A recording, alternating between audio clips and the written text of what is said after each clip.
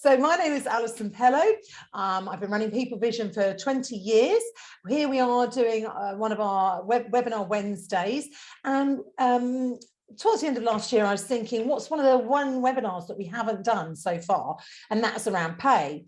Now, it's perfect that we should go hand in hand and collaborate with Ramiz, because pay and reward really isn't a specialism, even though People Vision, we do lots of different things, as our clients know, but pay and reward is really very, very specialist skills. So I don't proclaim to know too much about it. So I reached out, sounding a little bit American there, sorry, but I reached out, found Ramiz, and he said, yeah, he liked doing webinars. Him and his colleague Sarah, who's also lovely, helped me with the marketing, putting this event together.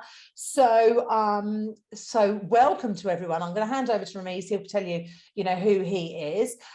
Just a quick word before we crack into the actual webinar.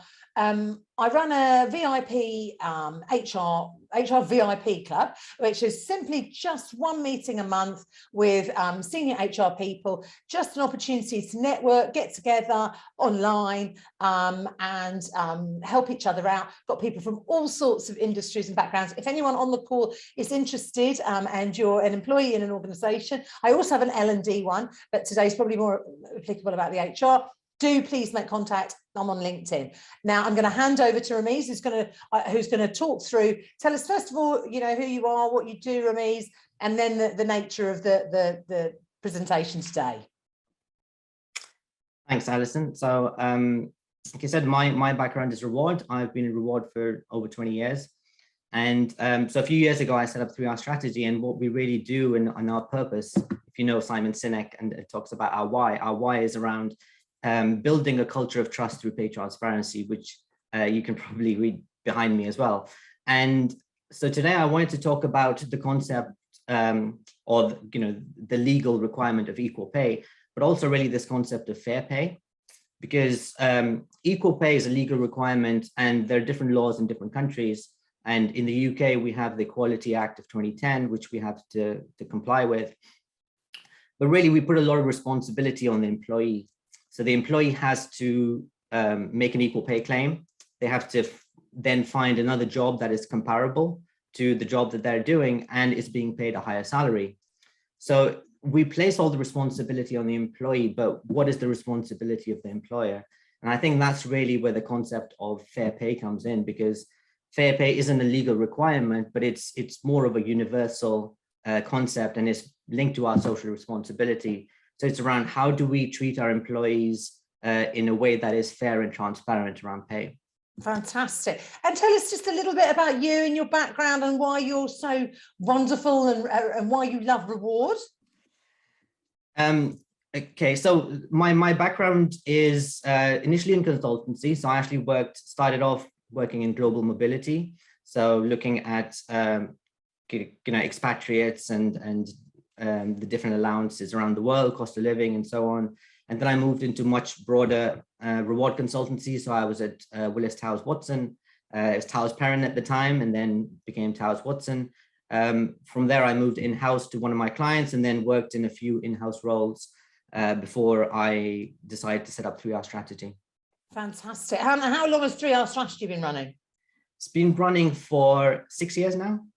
Oh, brilliant. Okay, so you've had your finger on lots of different wage bills and understanding lots of different organisations, which is exactly what we need. So it'd be lovely, and again in the comments section, I can see we've got people from gloomy London, Richmond, North Yorkshire, West Midlands. But tell us now, what we'd like to know is a little bit about the sort of organisations in which you work. I'm not sure that we particularly tailor it, but it would be good for Ramiz to know, what sort of organisations are you in? Huge, public, private sector? So just put that in the chat for us. Back over to you, Ramiz. Thanks. So I've got a few slides. So I'm going to start off by talking about equal pay and how we can comply with the Equality Act. So I'll bring some slides up to go through the law and what exactly it means, because it's not always very easy to understand. Right. Well, I'll tell you what, we've got someone from Ashby de la Couche in Leicestershire. Then we've got people in family-owned company with 60 employees, chocolate manufacturing, charity with 140 employees, mostly majority of female, private company in publishing sector, higher education, Cambridge, higher education, media, higher education. Oh, we've got a bit of a plethora of higher education people. Excuse me, insurance, financial services, global insurance, fibre. I think, oh, hey, Emily, how are you? I know Emily from the fibre industry, large pharma, charity, mental health charity, insurance, media. There we go. That's the flavour of who we've got on the call, Rameez. Okay, that's really interesting. So we work, and I've also worked with most of the sectors that were listed in there. So I think there's some examples of, when I go through this, I will go through some examples of what goes into some of these categories as well. So the Equality Act of 2010 says that men and women must receive equal pay for equal work. And the exact language is that, and how they describe equal work is that A's work is equal to that of B's work if it is like B's work, if it is rated as equivalent to B's work, or of equal value to B's work. So that all sounds a little bit vague. So what does that really mean? So let's look at all three of them individually. So the first one around like work is, this is where men and women are doing work which is the same or broadly similar. And for this, we need to really make sure that we have consistent job titles and job descriptions in our organization. Because if you have hundreds or even thousands of jobs, then a good place to start this analysis of like work is to look at jobs that have the same job title. But as we know, the job titles can be misleading and often they're inconsistent as well. So we can't just rely on this. So what you also need to do is look at the content of the roles and look at what employees are doing and where the work is similar. And if there are any minor differences, those minor differences can be ignored. So an example of this could be if you have men and women working in the supermarket and they're doing the same or similar job, but from time to time, the men are required to lift items that are heavier. And so that would be considered as a minor difference, and from an equal pay perspective can be ignored, and it would be like work under the Equality Act. The second category is called work rated as equivalent, and this is work that is rated as equivalent under an analytical job evaluation scheme. And a job evaluation scheme looks at the demands of the role, and it looks at the different components of the role. So it's not just looking at the overall content, which is what we did with like work, but this is breaking it down into components such as what is the accountability of the role?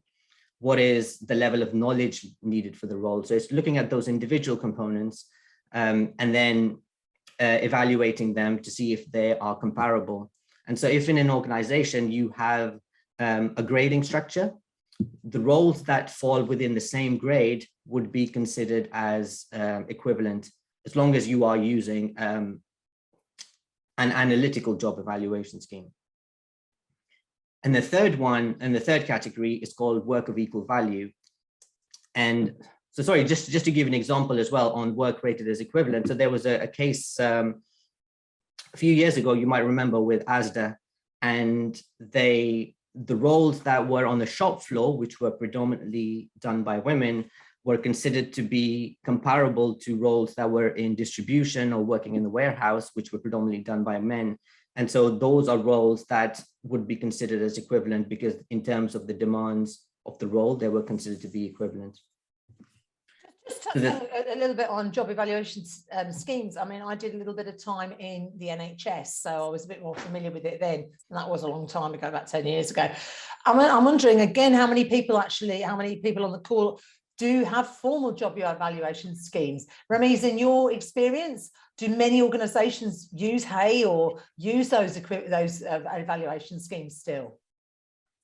I think most organisations, the larger ones anyway, they don't really have their own job evaluation scheme. What they tend to do is they participate in different salary surveys, whether it's Towers Watson or Hale, which is now Korn Ferry, Mercer, and they have their job evaluation processes, so what they tend to do is to match their jobs onto the surveys.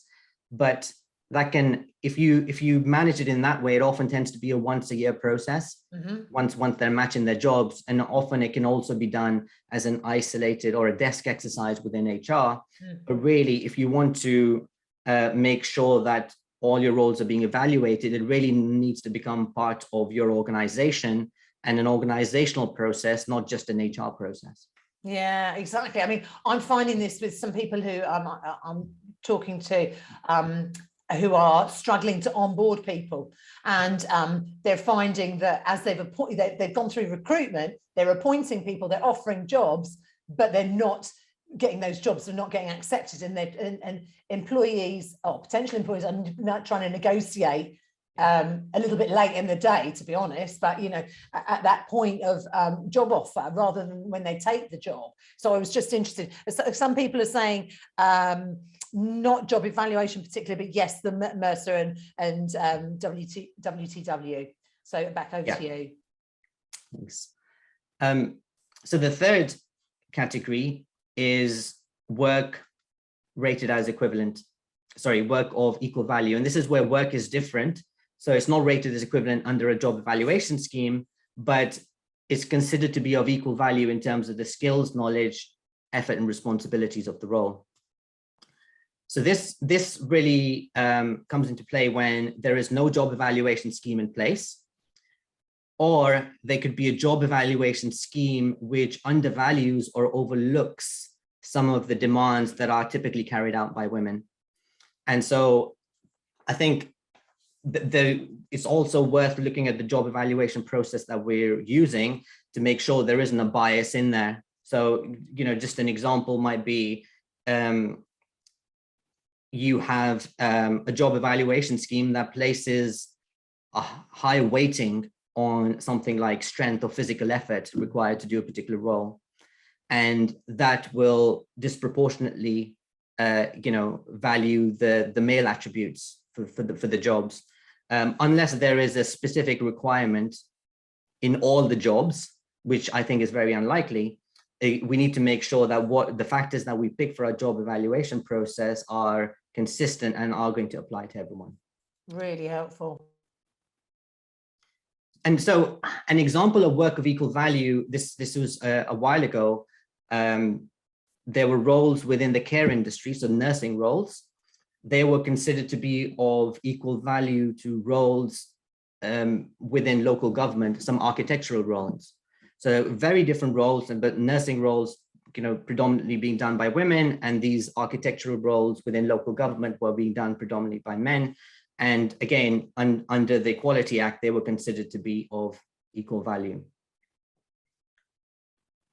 So those are the three categories and how we look at making sure that we comply with the Equality Act. But that doesn't mean that there can't be any pay differences. So if the roles are considered to be like work of equal value, work rated as equivalent, salaries don't have to be exactly the same. And there are reasons why they can legally be considered to have different salaries. And what the law says is it must be a material factor, which is that they should be a genuine reason for the difference in pay. It must be significant and relevant to the role. And it's really up to the employer to demonstrate how that factor was assessed and applied. So I said at the start that we place a lot of responsibility on the employee, and the employee has to make that claim and find other jobs. But once they have made the claim, it really is up to the employer to demonstrate that they comply with the Equality Act. So those are some of the reasons, but what could be a material factor? And that's, for example, one factor could be a skill shortage. So you can say there's a shortage of skills and hence you are unable to recruit particular types of roles. So if we think about some really technical roles, such as, I know a couple of people mentioned they're in insurance. So within insurance, you have actuarial and pricing roles. within certain charity sector, you might have policy roles that actually have a skills shortage. And again, in higher education, some academic roles might be in short supply. And that can be a reason for having differences in salary and a justified reason for that difference in salary. Another reason could be unsocial hours or night shifts. So a role that is required to, we were recently working with a client, and they have drivers and road patrols that were required to work unsociable hours and night shifts. And so that can be a reason why you offer either as part of base salary or an allowance on top for this reason. And I know this could be considered as possibly a risk because men are more likely to be doing those unsociable hours or night shifts. There was a case a while ago within the police where the police were offering higher salaries or an allowance for recruiting people for night shifts. And it was referred, but it was, the ruling was that it was a business need to have these night shift roles. And the only way that they could recruit people into this role was to offer the higher salary. So if we have unsociable hours, it has to be a justified and a business reason, or rather than just trying to offer higher salaries and using this as an excuse. And then another reason could be geographical differences. And again, this is, this has changed a lot over the last couple of years with remote working in particular, but this could be where people are required to come into an office. And so if you think about an office that's based in central London and you need people to be in the office, you are likely to be recruiting from the local market. And so if you are recruiting from the local market, you might not be able to recruit unless you pay those higher salaries. And again, that can be a reason to explain differences in salary because you have people that are required to be in a specific location. Although, like I said, if you now have people able to work remotely and you say somebody can be based on the Isle of Wight or they can be based in central London, that is not a justification for a difference in salary because that's a personal choice that they make. It's not a business requirement to be based in a particular location because they can be based anywhere. Yeah, I mean, and this was part of our, when we were preparing for today, I was saying, well, what equates to fair, and I was getting on my high horse, and there's a little bit in the media at the moment about civil servants as an example. As taxpayers, we're paying for big government departments and buildings, in central London as an example, and they're not going back. A lot of them are not going back into the workplace, working from home. So at what point does what was a hybrid working was going to happen for a little while, and I think you used to use the word red circle, when people's pay remained the same, you maybe red circled them to leave them at that pay. But if people are still, if people are going to be working in Brighton or Bognor or wherever, and they're still getting their London allowance, at what point do employers now review that? So what if they are coming in 2 days a week but not 3? What's your advice to people on the call for that, Rameez? Yeah, you're right. I think it's a really tricky topic. It really depends on how organizations are currently managing their pay. So, for example, if you have an office based in London and other locations, what a lot of organizations might have is they might have a pay range for London and then have a separate pay range for the rest of the UK, so a national pay rate. And so you might have been managing your London office on the London pay range and everybody else on a different pay range. But if you are now allowing people to work remotely, so this is not, hybrid working, because hybrid working still needs people to come into the office, for example, 3 days a week. So if it's remote working, people can work from anywhere. You would expect organizations to transition to a single pay range at some stage, and whether that is moving to the national pay range, or if they want to be generous, they might say, okay, we're just going to use the London rate to try and retain people and move everyone there. The important thing is that they have to be consistent and move everyone onto the single pay rate. And then it's how do you transition? So if you are moving to the national pay rate, then you're right, it will be a case of the people based in London might be at the top end of the band and have to stay there until everyone catches up. Or if they move to the London pay rate, they have to find a way or the budget to try and progress some of the other people to the same rate to try and bridge the gap in pay. Yeah, I think it's tricky. Catherine, I see that you've popped a question in there. Can I ask you just to pop it in the Q&A box, and then which is another little bit at the bottom of the webinar, and then we'll screen, and then we'll come to that question at the end, if that's all right. Crack on, Rameez. Okay, thanks. So that was a short summary on equal pay, and I talked earlier about the concept of fair pay. And so what we've done is we've developed a free online tool that you can run through a number of questions, and that will give you your personalized report and then some guidance on how you can improve some transparency and fairness. So if this works, it should take us to the page. So we'll share this link with you afterwards. So this just gives a bit of summary on what we cover. So what we're looking at is your policies. So which policies that you have in place to make sure your decisions are fair and consistent, and what are the processes that you have in place to ensure that pay is fair.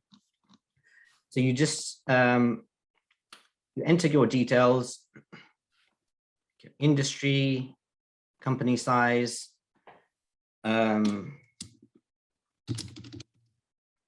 title, and that takes you to a number of these questions. So do you have a reward strategy or a set of principles? So yes, we have them as the leadership team, or communicated. Let's say we have them as a leadership team. How do you position yourself against the market? Is it below the median, at the median, above median, or we don't have a set market position?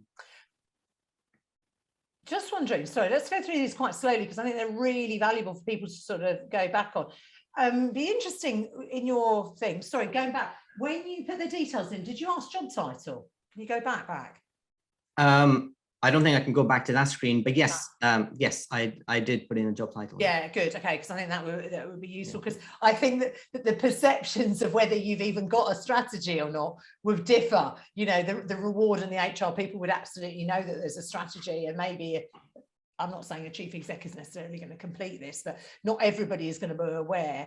I mean, do you, again, that's a really broad question, is do you position yourself, you know, do you think organizations are actually aware about how they're positioning themselves? I think it depends on how, you know, how focused they have been in the area of reward. So if you look at some of the larger organizations, maybe some of the, you know, the FTSE organizations that have reward teams, most of them will have a clear position on where they want to be. It may not necessarily be communicated to everyone, but they tend to have a clear position where they want to be at the market, upper quartile. You're right, most organizations don't have a position, but that's the sort of thing that, you know, we work with them on, because if you're talking about benchmarking salaries, for example, you know, it's really that before we even look at data, we should know what our position is, what data are we looking at. And it might be that most organizations are looking at the midpoint, but I think it's a conversation they should have as a leadership team to say, you know, are we at the median now? Is that where we want to be? Do we want to be there in the next 5 years? If we have real growth plans, do we want to think about being above the median? You know, I've worked with clients that had a position of being at the lower quartile because they focused on their brand, and we've got a great brand and people love to work here, and we focus on development and learning rather than just around pay. So we really need to think about a clear strategy before we go into the detail of doing benchmarking. Thank you, really helpful. So the next one is around having a pay policy. And let's say, yes, we have a pay policy. So does your pay policy explain how pay is determined and how pay will progress? I say yes. Do you have a promotions policy? And this could be a policy that talks about, when people are promoted, what is, let's say you have a set of bands or pay structure, and a promotions policy might say, if somebody is promoted, we need to move them at least to the bottom end of that pay band, regardless of, sometimes when we promote people, we think, oh, this is going to mean a 25% increase. That's too much. We can't give somebody a 25% increase. But actually, if that's the fair rate for that job, it shouldn't make a difference whether it's a 25% increase. If we're giving responsibility to somebody to do that. So I think that sort of policy around promotions and what we do, again, making things consistent. Do we have a pay progression policy?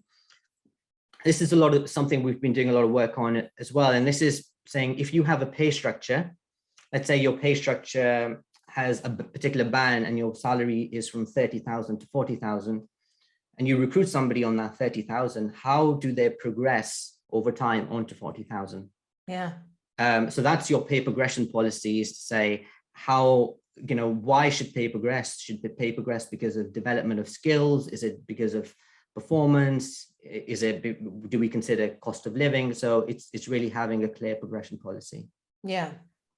I mean, and particularly important at the moment with rising petrol, rising utilities, cost of living increases, so this doesn't have to just be for executives. I think this is really important for, all levels, all stratas. I mean, I think a lot of these headings are great. I think they're for the bigger organizations. I doubt people with under 250 people on their headcount would be having something as detailed. That's just my instinct.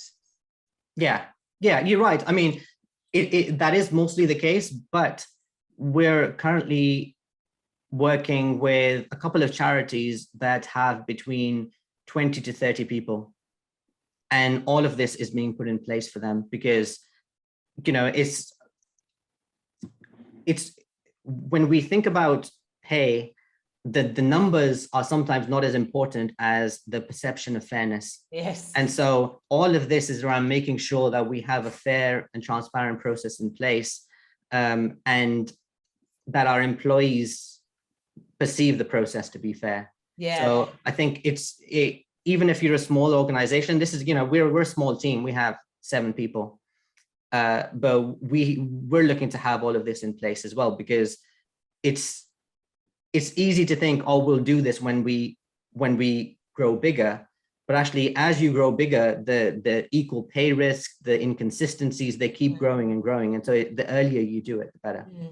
I think charities also under the spotlight, aren't they, about how they're spending their money. So, and as staff pay would be a huge part of their expense, it's right that would be at the forefront. Okay, so sorry, carry on. I told you I'd interrupt.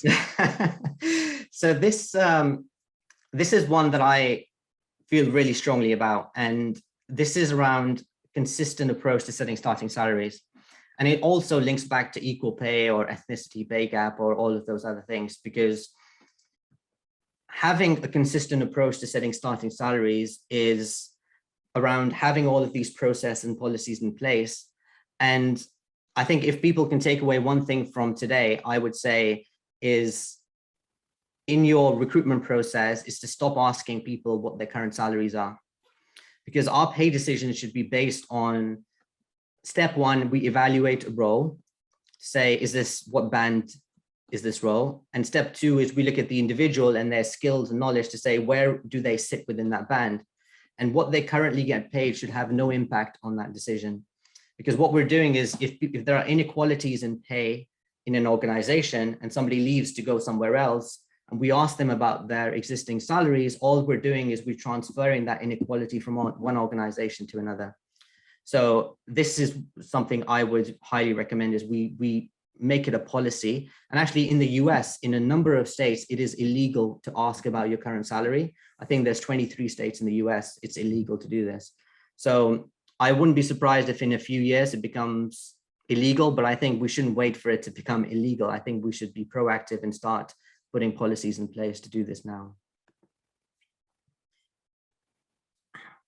I'm just conscious, I don't know, there's a few questions. So should I run through this more quickly, or do you want to go through each question? Let's do the 2 questions. We're at 11:33, so we've got 12 minutes left.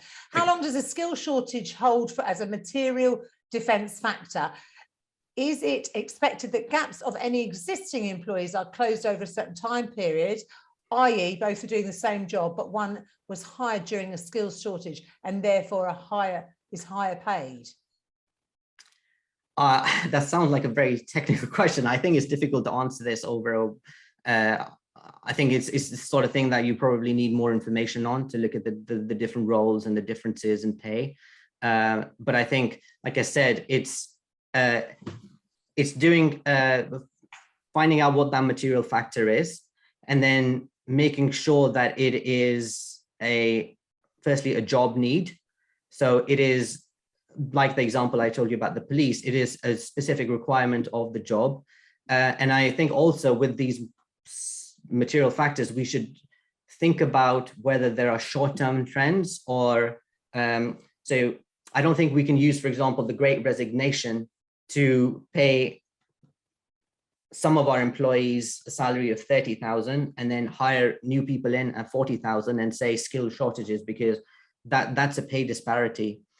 We don't know whether this trend is short-term or is here to stay. But if we are bringing people in on very high salaries, then we need to be making some adjustments and bringing other people in line with those salaries rather than keeping those disparities. So I think there's a number of factors we need to consider. Thanks. Next question, where do employers stand if you have policies and procedures around pay, but you have an employee or ease who sit above those guidelines? I'm not sure who that would be, that would sit above those guidelines. Are you at risk of them being used as a comparator in an employment claim? I'm guessing they're talking about if you, for example, have a pay range and people are sitting above that pay range. Oh, I see, right, okay. And if that's the case, then I think that's where you need to have some documentation and a process to say how you are bridging the gap.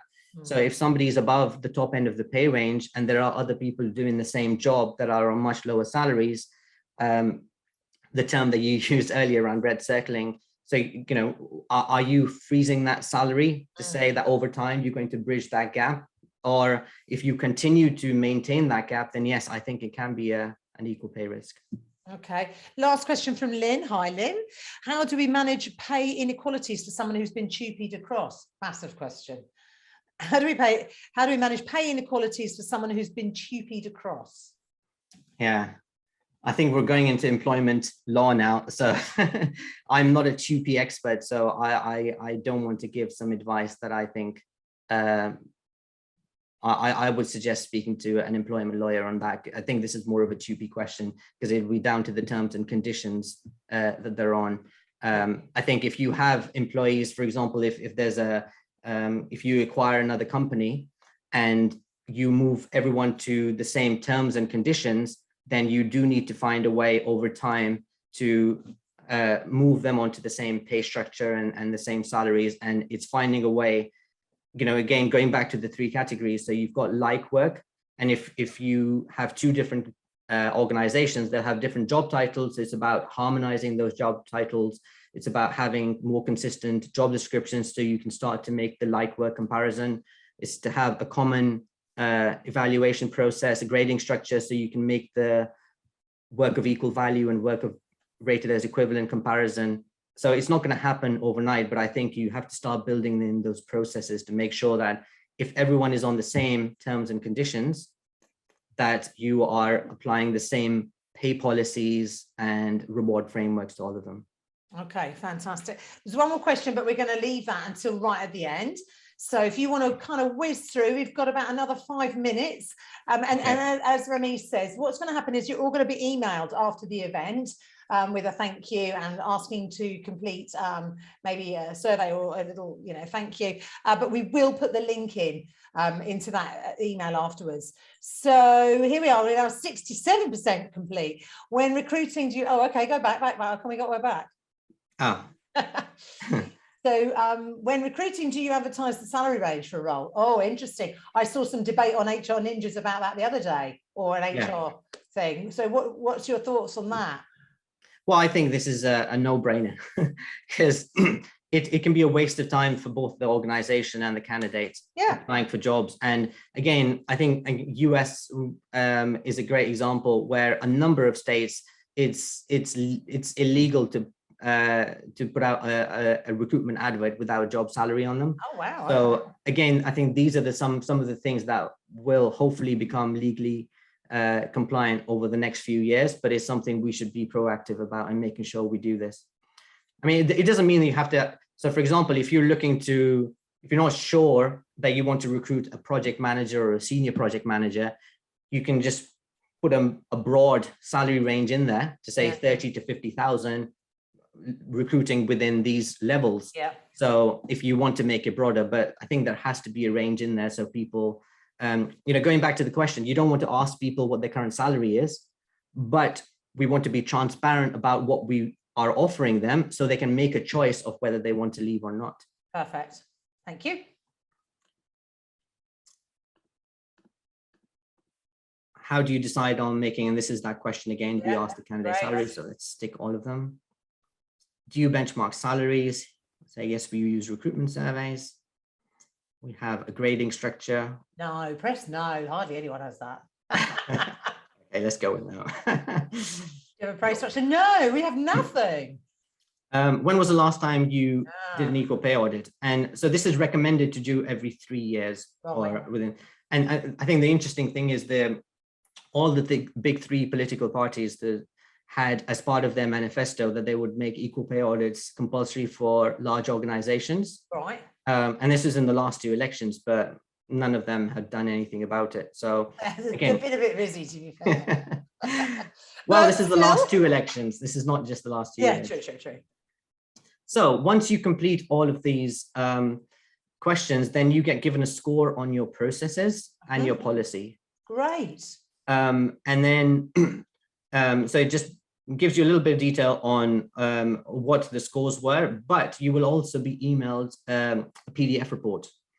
And in the PDF report, like you said, it has the name on here because it's not the company, because different people can have different opinions around the answers to the question. So it explains about the policies and processes, what your score is, and then your policy score, and then how it's calculated, along with some guidance on how you can improve your. Look at that, that's fabulous. Who doesn't want that? Debbie says, can that be emailed? That will be emailed, Debbie. We're going to be sending that in our event mailer afterwards. Yes. Yeah, it's great, isn't it? Yeah, and the same for processes as well, with your score and the guidance on how you can improve. So I just have one last thing that I wanted to mention, and before there are maybe any other questions. I talked earlier about the concept of fair pay, and that really is one of the reasons why we developed this online tool for people. But I just wanted to show you just how universal this concept of fair pay is with just this really short clip.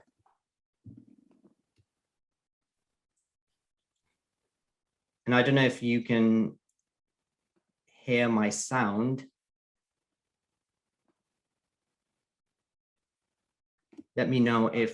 The one on the left is the monkey who gets cucumber. The one on the right is the one who gets grapes. Yeah, I can hear it just. Note that the first piece of cucumber is perfectly fine. The first piece she eats. Then she sees the other one getting grape, and we will see what happens. So she gives a rock to us, that's the task. And we give her a piece of cucumber and she eats it. The other one needs to give a rock to us. And that's what she does. And she gets a grape. She eats it. The other one sees that. She gives a rock to us now, gets again cucumber.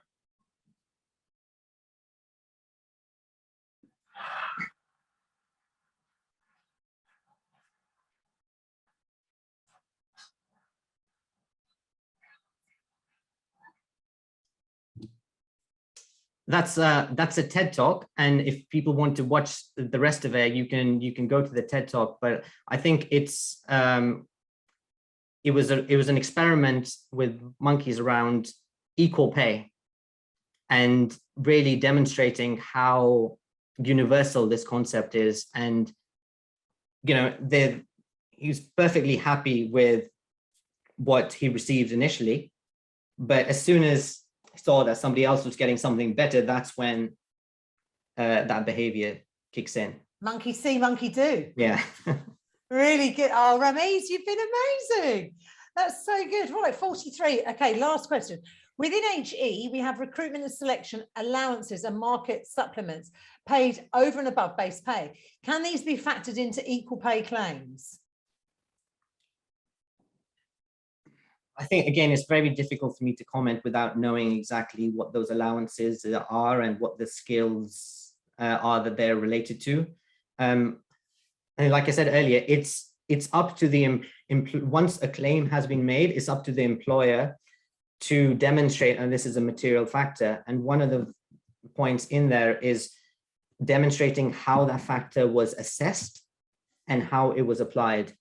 So if you have certain allowances, you have to really be able to show how you assessed that there was a need for this allowance, whether you looked at some benchmarking, whether you were, you know, did some research around skills and there's a shortage of skills.